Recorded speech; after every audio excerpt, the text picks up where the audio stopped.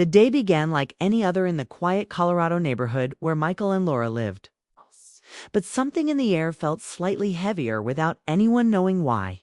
The morning sunlight pressed through the kitchen window as Laura moved around preparing lunch, trying not to notice the silence that had become normal between her and her husband. For years, their home had been filled with easy laughter, playful teasing, and long conversations that lasted past midnight. But now most days passed with only short exchanges, like "Did you eat?" or "What time will you be home?" She didn't blame Michael. She knew his job had become overwhelming. But the distance between them still ached in her chest.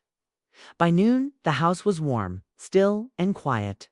Laura wiped down the counter and tried to distract herself from the lonely feeling she didn't want to admit had settled deep inside her.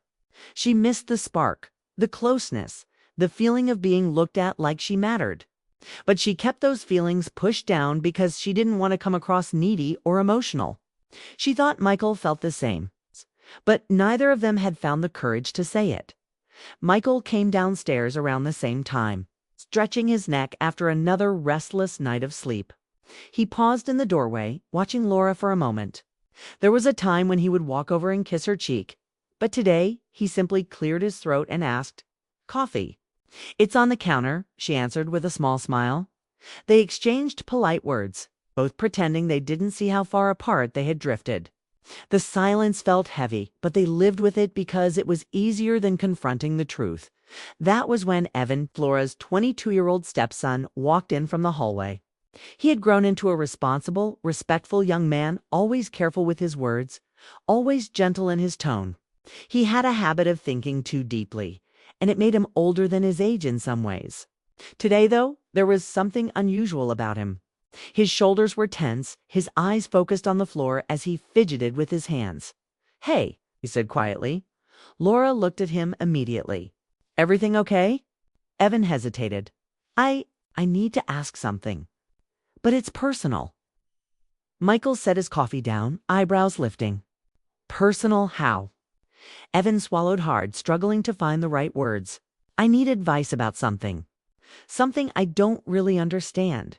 And I didn't know who else to ask." The seriousness in his tone pulled both of them to full attention. Laura stepped closer, her voice soft but steady. "You can ask us anything.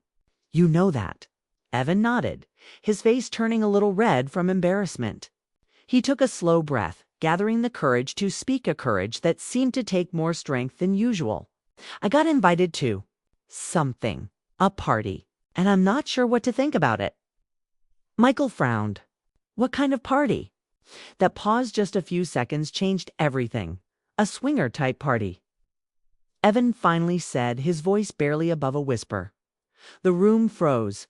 Not because the topic was wrong or inappropriate, but because neither of them expected a young man like Evan to come to them for something so confusing and emotionally heavy. Laura blinked twice, trying to process it. Michael stared at his stepson, unsure how to respond without saying the wrong thing. Evan saw their reactions and immediately held up his hands. "I'm not asking to go. I'm not asking permission or anything like that. I don't understand why people even do things like that. My friends talk about open relationships and stuff like it's normal. And I don't know what's right, what's healthy, or what love is supposed to look like anymore." His voice cracked slightly more from worry than embarrassment. "I thought maybe you two could help me understand." Laura felt her heart soften instantly. This wasn't a rebellious question. It wasn't about shock value or excitement. Evan wasn't trying to push boundaries. He was scared, confused, wanting guidance. Michael exhaled slowly, the tension in his shoulders easing. "Evan, okay? I understand. You're not asking about doing anything. You're asking what relationships are supposed to mean?" Evan nodded, relief flickering across his face. "Exactly. I didn't grow up seeing many stable relationships. But you too. You've always seemed strong. So I thought you could explain how married couples handle this kind of stuff. Or if people even stay loyal today." Laura's breath caught in her throat. People today. Relationships today. Loyalty today. The words echoed inside her because she suddenly realized Something heartbreaking. The distance between her and Michael had become visible. Even to her stepson. Evan continued, unaware of their inner reactions. I know it's weird to ask, but when I saw how quiet things have been between you two lately, I got worried. I wondered if it's normal, if relationships just fade, or if people do things like these parties because they stop being close, and I don't want to end up confused like that. Laura felt her chest tighten. The house, once a place full of warmth, now felt like it had revealed a truth she hadn't been ready to face. Michael, too, looked shaken, not angry, not hurt, but deeply aware.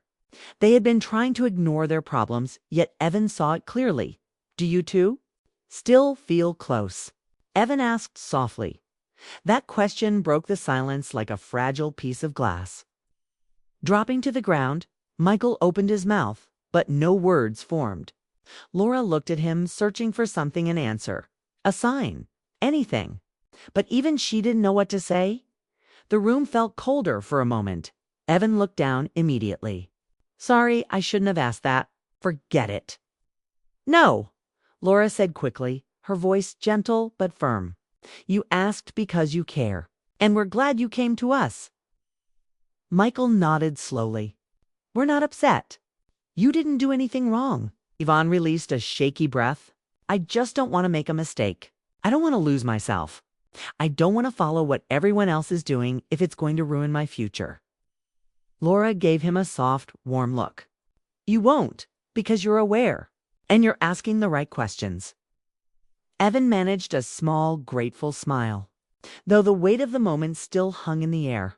And that was when Laura realized this conversation wasn't about some wild party. It wasn't about modern dating. It wasn't about confusion. It was a mirror. A mirror showing the emotional cracks she and Michael had avoided for too long. Evan's unusual request wasn't a problem. It was a wake-up call, one that none of them expected, but all three needed. The house felt different after Evan's question. Even though the conversation ended politely, every corner of the living room carried the weight of what had been said. Laura went to the kitchen to get a glass of water. But her mind kept replaying the moment Evan asked, Do you two still feel close? The question had cut deeper than anything she expected. Not because it was rude, but because it was painfully true. She stood by the sink, staring at the running water, trying to steady her breathing.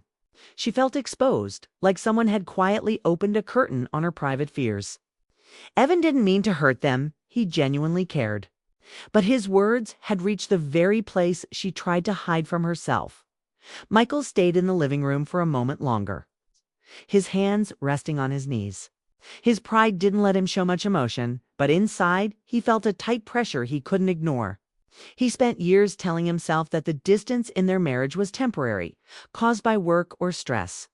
But now he wondered if he had used those excuses for too long. Evan, meanwhile, hovered near the staircase, unsure if he should retreat to his room or try to explain himself again. He hated the idea that he might have hurt the two people who had supported him the most in his life. He respected them deeply. That was the whole reason he asked them for advice. He trusted their bond more than any of his friends' opinions. Finally, he stepped toward the kitchen where Laura was trying to calm herself. I'm really sorry if I said something wrong, he said quietly. Laura turned around, surprised by the sadness in his face. You didn't do anything wrong, she replied softly. You came to us because you trust us. That means a lot. But I didn't want to make it awkward, Evan said, voice shaking slightly. I'm confused. And everyone at college acts like nothing matters anymore. People talk about open relationships like they're simple. But I've never seen anything truly stable except what you and Michael have. And then lately, I wasn't sure. Laura placed her hand on her chest, trying to ease the sting his honesty caused. Thank you for saying that, she said, her voice warm again. But before we talk about us, tell me more about what's worrying you. Evan nodded and walked to the kitchen table. He sat down slowly, trying to organize his thoughts. A guy in my class invited me to a party this weekend. He said it's open like couples and singles. Just explore things. No rules. No commitments. And everyone talks like it's normal, like it's the modern way to date.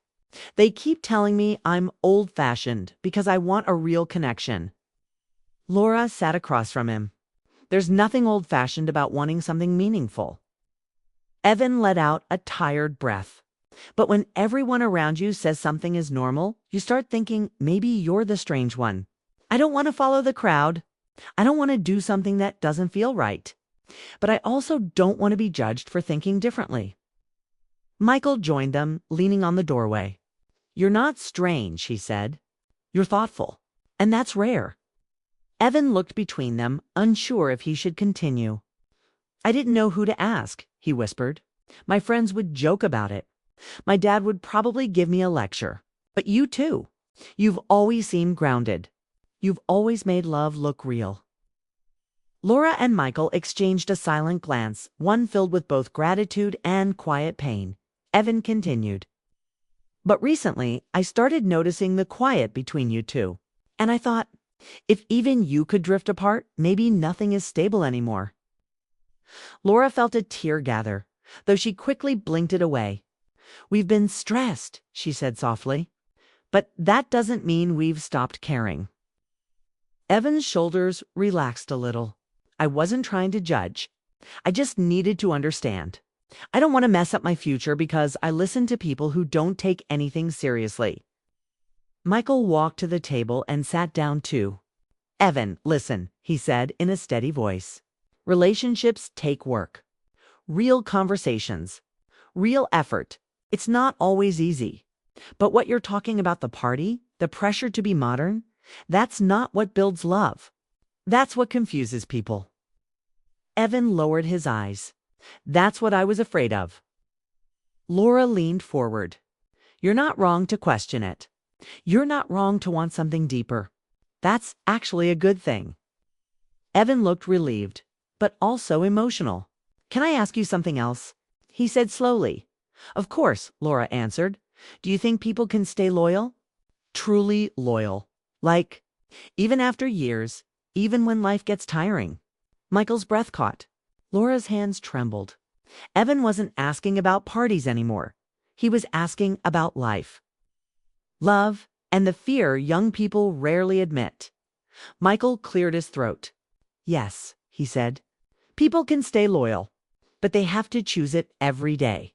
And when they stop choosing it, that's when things slip. Those words hit Laura harder than Evan did. Evan whispered, I want that. I want a relationship one day where the person chooses me and I choose them. Not because it's trendy, not because it's easy, but because it's real. Laura smiled gently, touched by his sincerity. And you will have that, because you're looking for the right thing. Evan's eyes softened, gratitude spreading through his expression. Thanks. I needed to hear that. Laura placed a reassuring hand on his arm. And we needed to hear you too. For a moment, the three of them sat in calm silence. The earlier tension began to ease, replaced by a deeper understanding. Evan had come asking about something confusing, but in doing so, he revealed something important. He valued emotional honesty. He valued love. And he believed in the kind of commitment that many adults forgot to fight for. Michael finally spoke again. Evan, your request wasn't strange. It was brave. You're trying to understand your world. That's what grown men do. Evan let out a breath he'd been holding. I just didn't want to disappoint you. You didn't, Laura said before Michael could respond. If anything, you gave us a reminder we needed.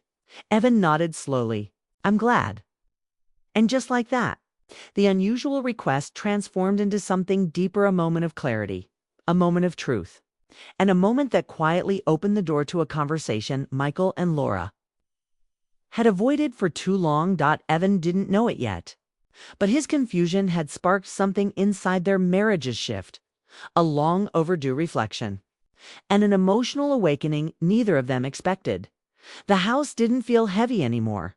It felt honest, and for the first time in months, maybe years, Laura and Michael both realized they could no longer ignore the distance between them.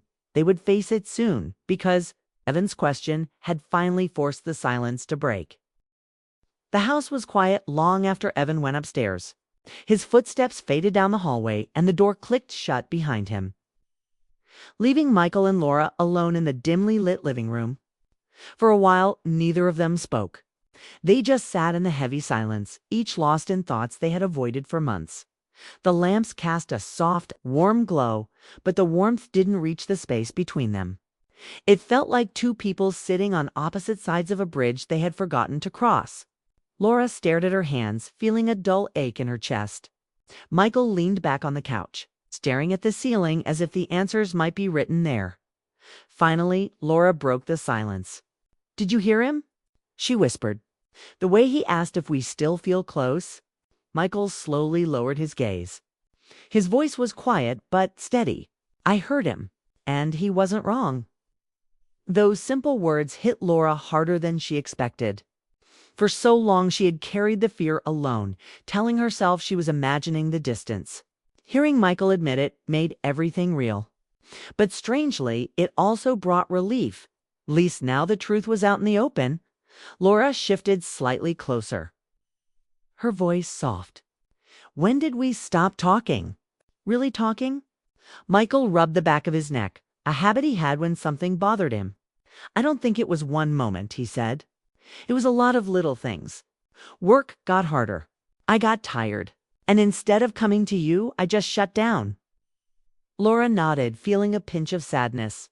"And I stopped trying to pull you out of it. I thought maybe you needed space. I didn't want to push." They sat in another stretch of silence, but this time it wasn't cold. It was thoughtful. "I miss us," Laura said finally, her voice trembling. "I miss the way we used to be. The way you used to look at me. The way we used to feel like a team." Michael looked at her, then really looked at her, and the regret in his eyes was clear. "I miss that too," he admitted.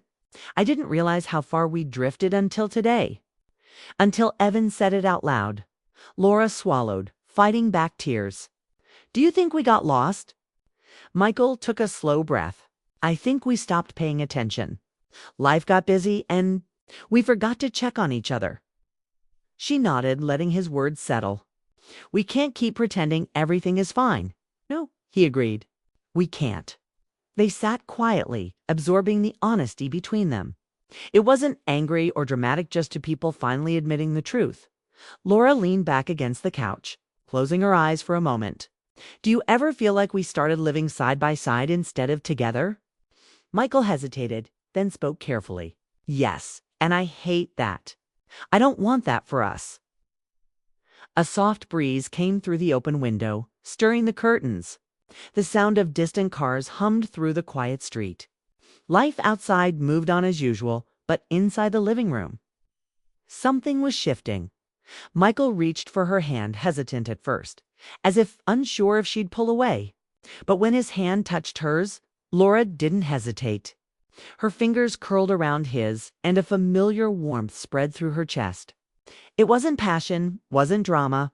It was the simple comfort of someone she had loved for years. It felt like coming home. Laura opened her eyes and looked at him. "I don't want us to lose each other, Michael. I'm scared we might if we keep going like this." His voice softened. "Then let's stop going like this. Let's fix what we lost." Tears formed in her eyes, but not from sadness, from relief. "We need to talk more," she said. "We need to listen. We used to be so good at that." Michael squeezed her hand gently. "I'm here now. I should have been present sooner.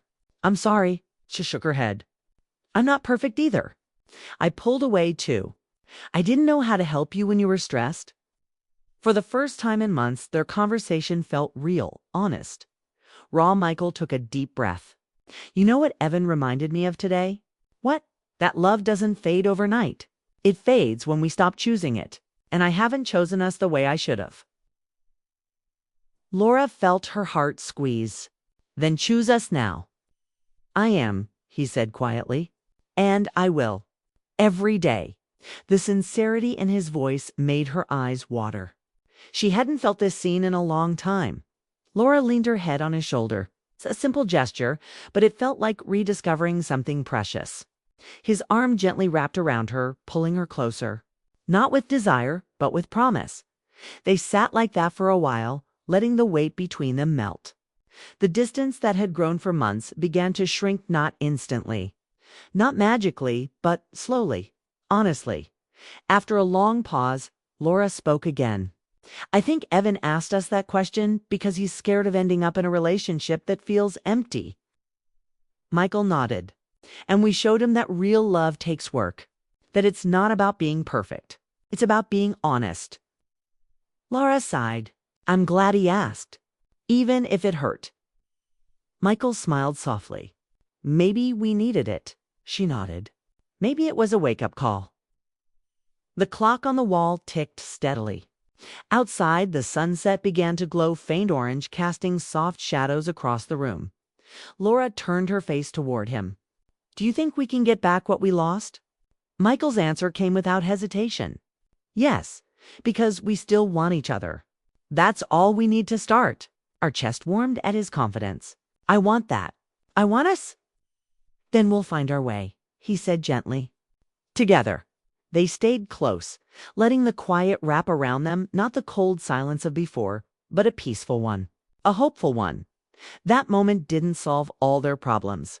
It didn't erase months of emotional distance. But it opened a door they had kept closed too long. It allowed them to look at each other again with honesty and vulnerability, and something inside them shifted, subtle but powerful. The distance wasn't permanent. The spark wasn't gone. It had simply been waiting for them to stop running from the truth. Tomorrow, they would begin the real work. But tonight, they finally found each other again.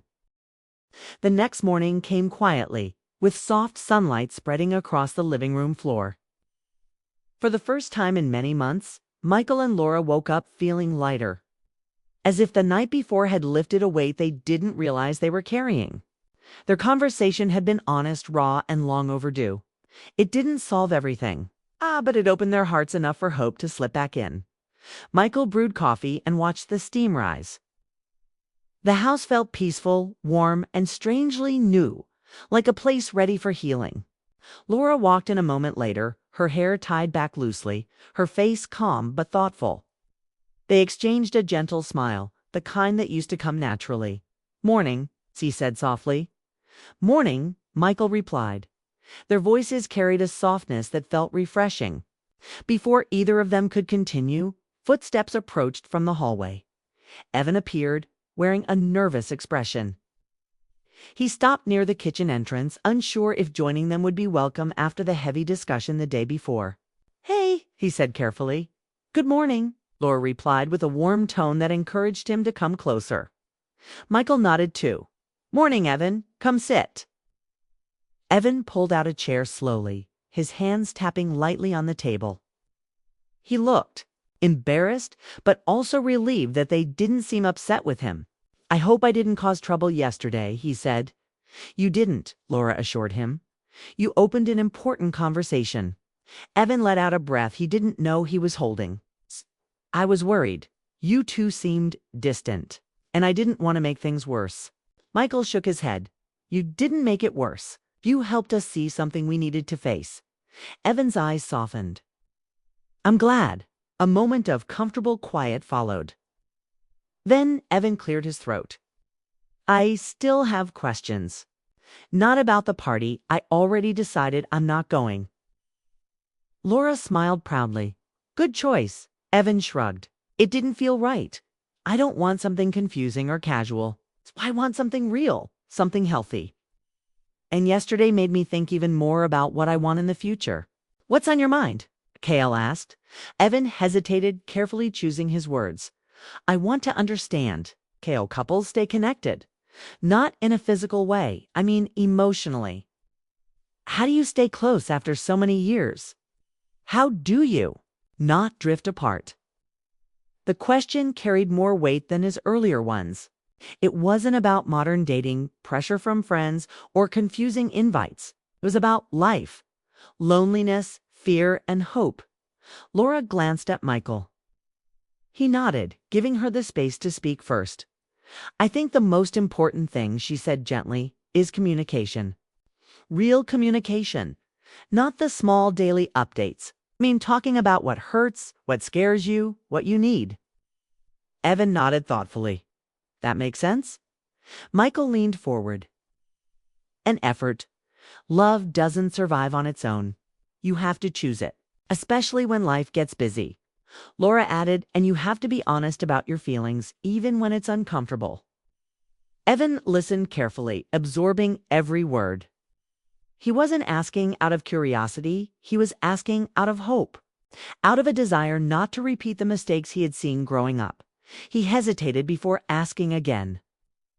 Can I be honest with you both? Of course, Laura said. Evan took a deep breath. When I asked about loyalty yesterday, it wasn't only about relationships. It was about you too. I was scared you were falling out of love. His voice cracked slightly, revealing how much the thought had affected him. Michael exchanged a stunned look with Laura. They hadn't realized how deeply their silence had impacted him. You care about us that much? Laura asked softly. Of course I do, Evan replied quickly. You're the only example of steady love I've ever seen. And when I saw you getting quieter with each other, I panicked. I didn't know if relationships were supposed to fade.